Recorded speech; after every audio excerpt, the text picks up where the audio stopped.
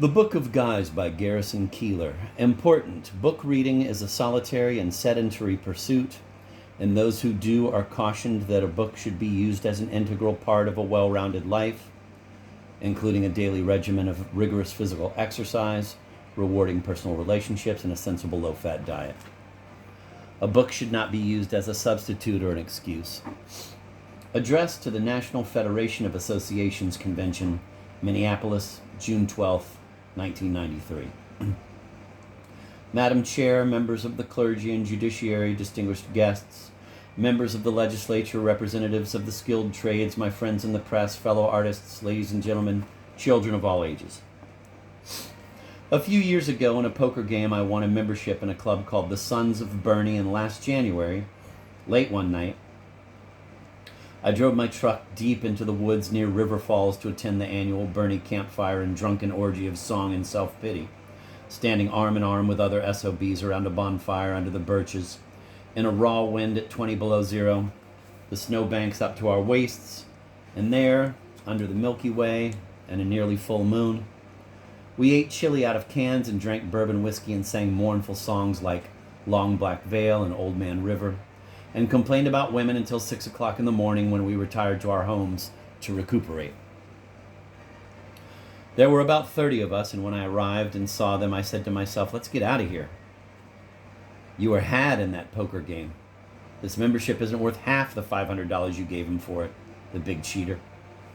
It was not my crowd. They were the sort of desperate lowlifes who will tell you a long story for a $5 loan, guys who everything unfortunate has happened to, cruel fathers, treacherous friends, abject poverty, rejection by women, dust storms, prison, tuberculosis, car wrecks, the ball weevil, and poor career choices, all the disasters familiar to fans of the great Johnny Cash.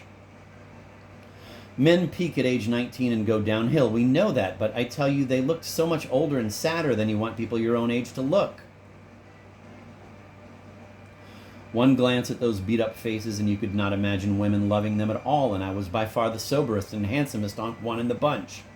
Well, perhaps I will stay for a while, I thought, and gather impressions of them so that I can someday write about these poor guys, so that they will not be completely forgot. As the night wore on, however, I came to feel more brotherly. You had to stand close to this fire to get any warmth from it. The smoke got in our eyes, hot coals flew into our hair, but we didn't mind. We stood, left arm over the shoulder of the man to our left, right arm free to pass the bottle, and we sang and sang. We sang Hard Times Come Again No More, Abilene, It Ain't Me, Babe, Take This Hammer, Streets of Laredo, and recited poems such as, When in disgrace with fortune in men's eyes, I all alone beweep my outcast state. And then someone recited, There was an old sailor named Tex who avoided women and sex by thinking of Jesus and terrible diseases and spending the night below decks. It was not a tasteful or reverent occasion, and yet it was satisfying in some respects. A person can drink quite a snootful of whiskey in sub-zero temperatures and still keep floating. And while it isn't an experience that you want to base a lifetime on, nevertheless, you would hate to come to the end of your life and think, I never ever once got drunk in the woods on a winter night with a bunch of guys who all knew the words to I Ride in Old Paint. We sang about old paint and Frankie and Johnny, and somebody recited, Whenever Richard Cory went downtown, the women on the streetcar looked at him. He was a gentleman from sole to crown, clean-shaven, and he used expensive aftershave. And he looked very elegant in a suit, and he was always friendly when he talked. He certainly made the heads turn en route to his office at the First National Bank. And he was rich, a man of style and grace, and married to a beautiful woman named June. And yet none of us wished that we were in his place. We knew June, and she was a bitch. And one calm summer night under a beautiful moon, Richard Cory put a bullet through his head. No big surprise, not if you knew June. We got to feeling awfully close, hooked together, the fire blazing away, the whiskey doing its work. After the poem, a guy said, I don't want you to take this the wrong way, but I'm glad there aren't any damn women here. Laughter. Sorry, but that's what he said. Another guy stepped forward and said, I have worshipped women all my life, especially pregnant women. And then the other day, a woman I know, she looked like she had a basketball under her dress. She told me that she felt great when she was pregnant. that she enjoyed it, had more energy, felt sort of high.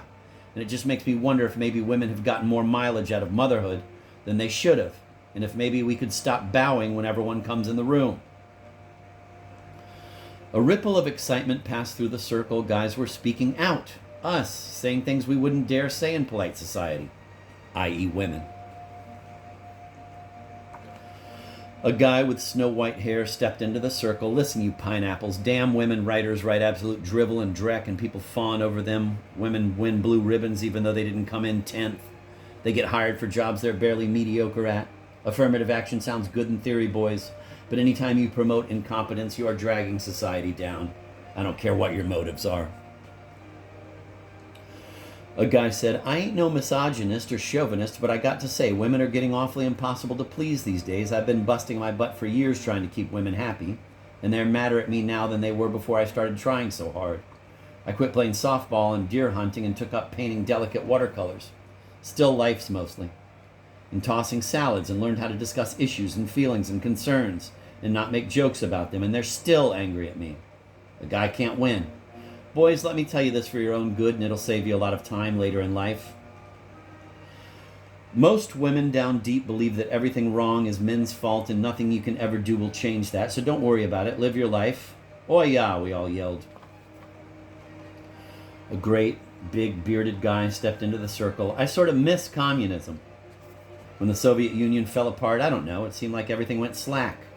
There was no point anymore. Guys lost interest in baseball, guns. Guys quit messing with cars.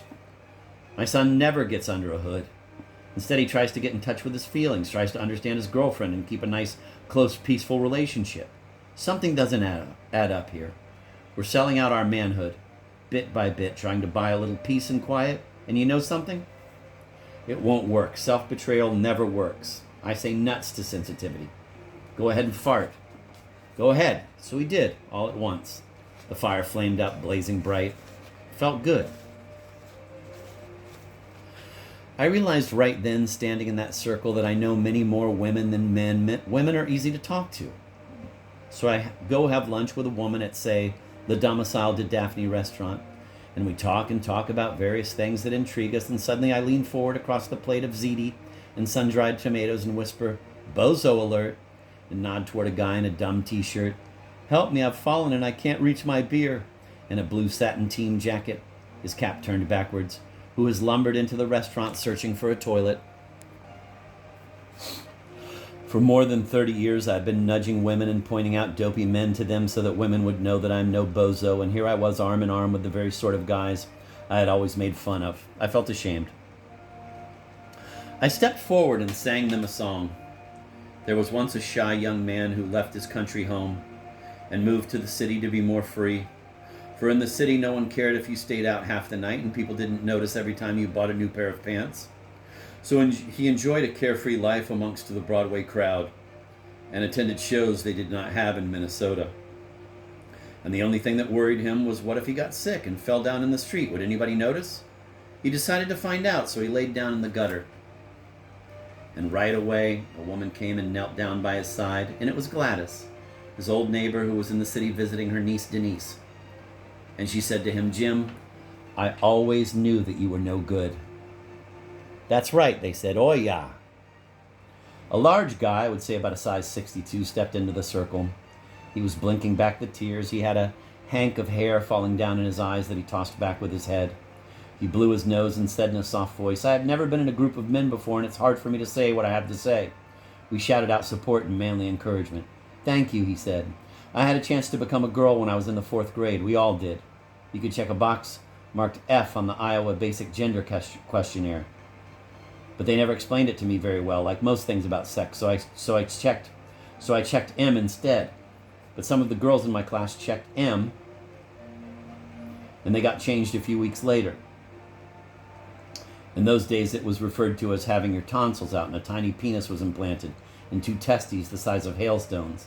And those girls grew up and became extremely successful, happy, and well-adjusted men. The sort of guys who are easy with their masculinity and get along just fine. And sometimes," and here his voice shook, "sometimes I wish I had become a girl." Several guys gave him big hugs. He flinched and tried to squirm out, but they had him like a chicken in a vice. Laughter.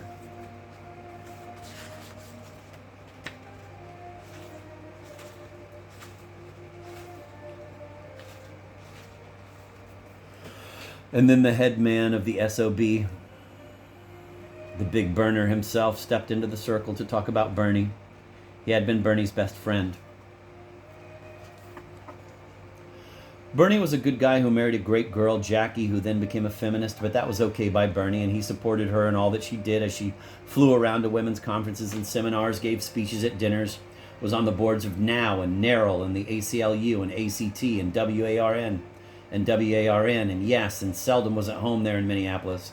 But that was okay. She was happy, and if she was happy, then he was happy. They had 4 daughters, Susan B., Elizabeth Cady, Willa, and Betty. Bernie was a good dad and good husband, and the rest of the time he was a cement contractor. He had 14 trucks pouring concrete. One winter when the concrete business slacked off, Bernie thought he'd maybe go ice fishing for a week with his buddies, play poker and tell some stories, have some laughs.